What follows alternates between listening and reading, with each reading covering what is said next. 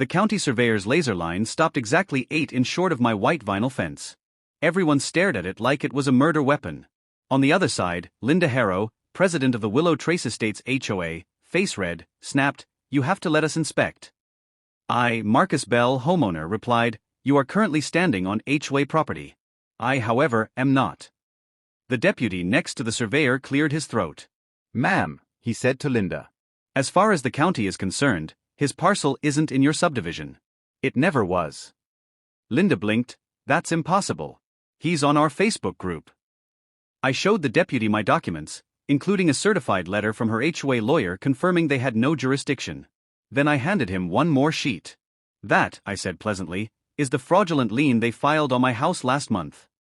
The deputy turned to Linda. "Ma'am, you want to explain why your HOA is putting liens on properties outside your HOA? I bought my ranch house because the listing bragged, 'No HOA, county regulated only.'" Linda, the classic HOA lifer, aggressively blonde, decided my property was part of the Willow Trace District. The violations arrived from my oversized pickup and my unauthorized attached structure, my garage.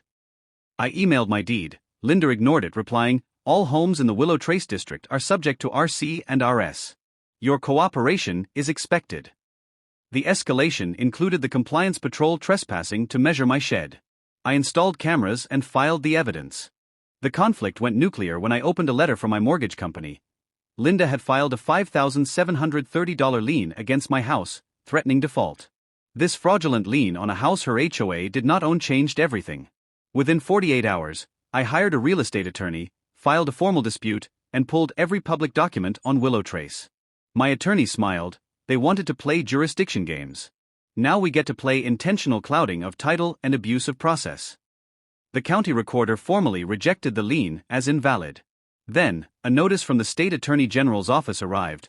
They were opening an investigation into improper lien practices. The deputy from the earlier trespass incident came back with a county surveyor. The surveyor confirmed the laser line stopped precisely 8 inches from my fence. My parcel was unincorporated. The deputy's notepad filled fast. Given the lien and the repeated trespasses, he said, we might be looking at more than a civil dispute.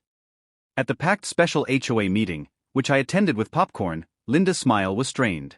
The interim HOA attorney, looking terrified, confirmed, Mr. Bell's property was never part of Willow Trace. The lien filed was improper.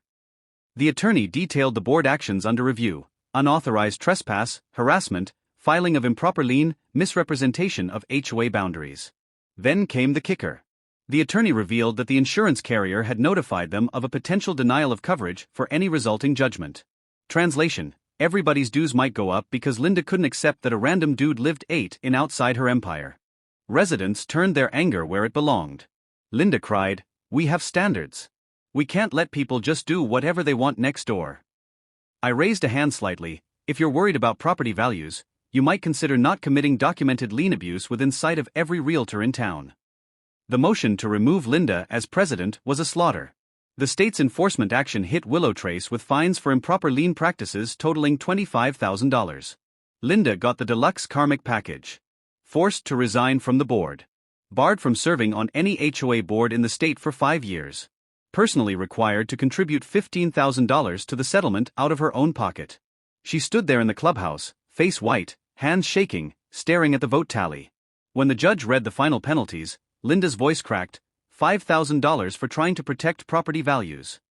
The commissioner corrected her, for lying to emergency services and trespassing on private property, Miss Corbett. Consider yourself fortunate we're not pursuing criminal charges. Denise stood abruptly, her whole body rigid with fury and disbelief, before stalking out into the hallway.